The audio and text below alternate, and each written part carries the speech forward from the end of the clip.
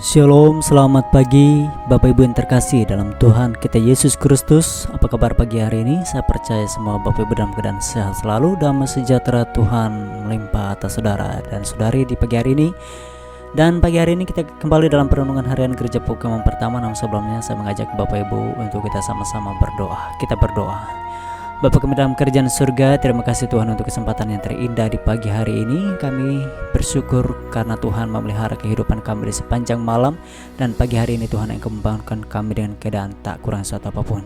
Terpuji kekal selama-lamanya nama-Mu ya Tuhan. Amin. Bapak Ibu yang terkasih, pagi hari ini kita akan kembali dengan perenungan kita dengan satu tema yang akan kita renungkan bersama pada pagi hari ini. Serahkanlah kepada Tuhan. Mazmur 31 ayat 6, demikian bunyi kebenaran firman Tuhan. Ke dalam tangan mulai ku serahkan nyawaku, Engkau membebaskan aku ya Tuhan, Allah yang setia. Ayat ini menggambarkan tentang penyerahan hidup Daud kepada Tuhan, di mana ia yakin bahwa perlindungan yang aman hanya ia temukan di dalam Dia. Daud berkata, sebab Engkau bukit batuku dan pertahananku, dan oleh karena nama-Mu Engkau akan menuntun dan membimbing aku. Engkau akan mengeluarkan aku dari jaring yang dipasang oleh orang terhadap aku, sebab Engkaulah tempat perlindunganku. Mazmur 31 ayat 4-5. Sebagai raja atas Israel bukan berarti Daud bebas dari masalah. Malah dia banyak mengalami kesesakan, penderitaan, dan melewati masa-masa sukar yang disebabkan oleh musuh-musuhnya yang berusaha untuk menjatuhkan dia. Berserah berarti kita menyerahkan hidup kita kepada Tuhan di segala keadaan, baik suka maupun duka. Saat dalam masalah, penderitaan, sakit, kesulitan, sedang diberkati atau sehat walafiat, hari lepas hari, bukan pada saat-saat tertentu saja.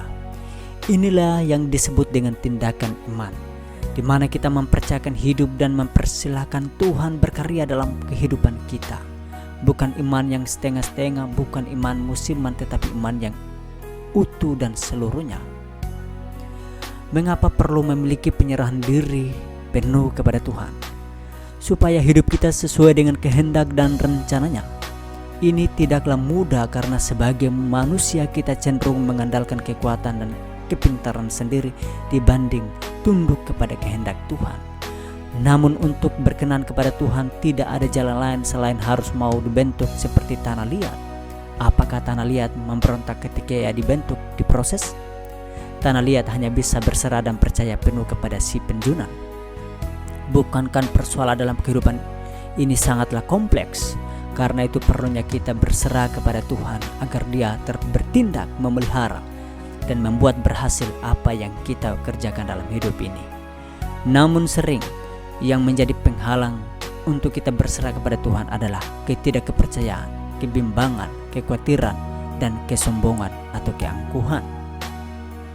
Yang pertama, Tuhan akan bertindak.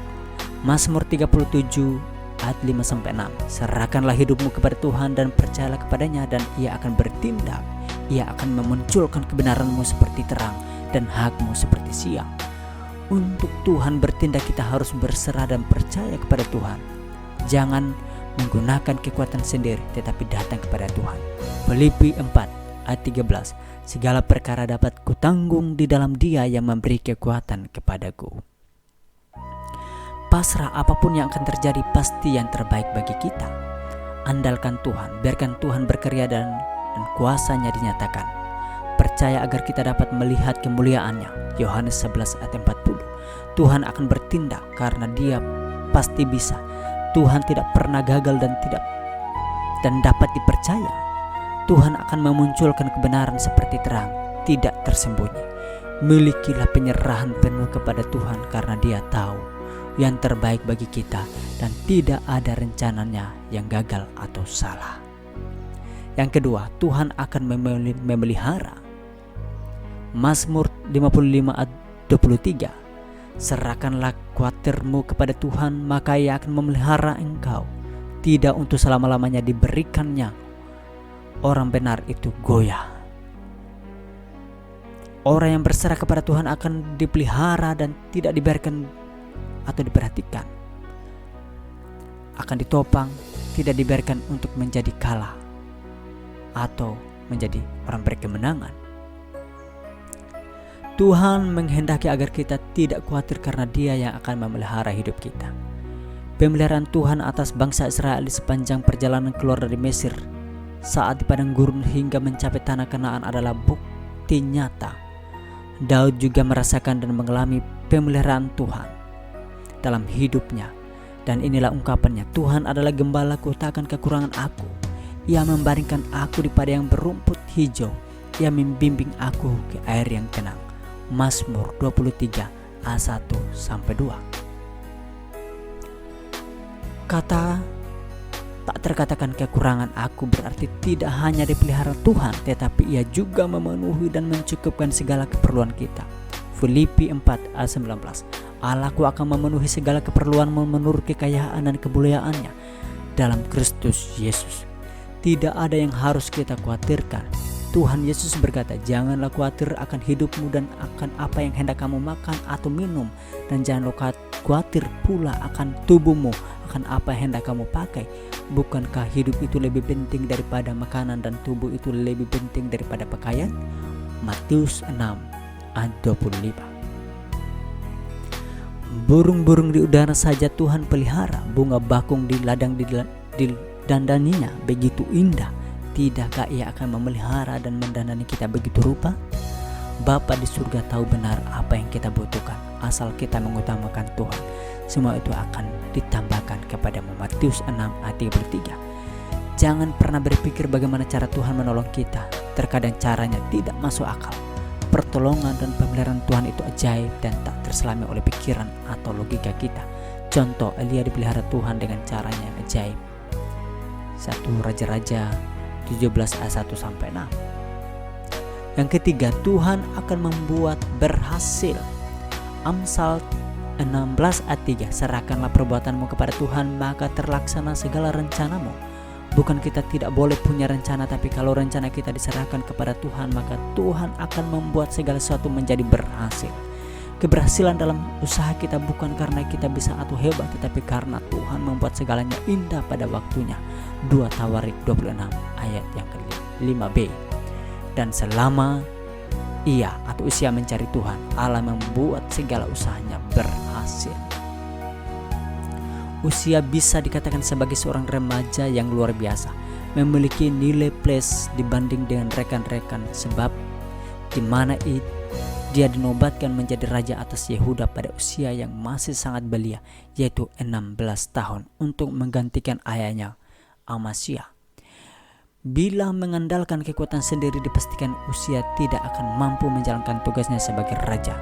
Tetapi oleh karena usia mengandalkan Tuhan dan melakukan apa yang benar di mata Tuhan, maka segala sesuatu yang dikerjakannya diperbuat Tuhan berhasil. Usia muda tidaklah menjadi soal, asal ia hidup dalam kebenaran. Kehidupannya pasti membawa dampak. Paulus pun menasihatkan hal itu kepada Timotius. Jangan seorang pun menganggap engkau rendah karena engkau muda. Jadilah teladan bagi orang-orang percaya dalam perkataanmu, dalam tingkah lakumu, dalam kasihmu, dalam kesetiaanmu, dan dalam kesucianmu. 1 Timotius 4 ayat 12. Menjadi teladan bagi orang lain tidak harus menunggu seorang menjadi dewasa terlebih dahulu. Banyak orang yang sudah dewasa secara usia atau menjadi Kristen berpuluh-puluh tahun, tetapi kehidupannya tidak menjadi teladan bagi orang lain. Sebaliknya, tidak sedikit anak muda yang dipakai Tuhan secara luar biasa akan hidupnya menjadi kesaksian banyak orang. Tuhan merencanakan hal-hal yang baik, keberhasilan dan masa depan yang gilang gemilang bagi orang percaya. Karena itu jangan pernah menjauhkan diri daripada Tuhan. Sebaliknya, kita harus makin melekat kepada Tuhan dan mengarahkan pandangan kita kepada Dia yang memimpin kita dalam iman dan membawa iman kita kepada kesempurnaan. Ibrani 12 ayat 2. Apapun yang kita alami saat ini, kesesakan atau kesukaran, jangan pernah putus asa. Tetaplah bertekun dan bersabar menantikan Tuhan. Orang boleh mengatakan apa saja untuk melemahkan iman kita, tapi kita harus punya iman yang teguh. Percayalah, bagi Tuhan tiada yang mustahil. Dunia mengukur keberhasilan seseorang dengan uang, kekayaan, atau jabatan. Tetapi sesungguhnya seseorang yang berhasil adalah orang yang hidup sesuai dengan kehendak Tuhan. Ketika kita tetap setia mencari kehendak Tuhan dan hidup seturut kehendaknya, keberhasilan pasti akan mengikuti hidup kita. Saudara yang diberkati Tuhan, biarlah kebenaran pagi hari ini boleh menghidupkan kita, menuntun kita kepada penyerahan hidup yang seutuhnya kepada tangan Tuhan yang penuh kuasa. Maka Tuhan akan bertindak dan hidup kita akan aman di dalam genggaman tangannya. Amin. Untuk kebenaran firman Tuhan, marilah kita berdoa. Terima kasih banyak Bapa di surga untuk perenungan di pagi hari ini. Biarlah hati kami, pikiran kami Tuhan, boleh kami serahkan seutuhnya dalam tangan pengasihan-Mu. Ampuni kami Tuhan, hanya di dalam nama Yesus. Amin.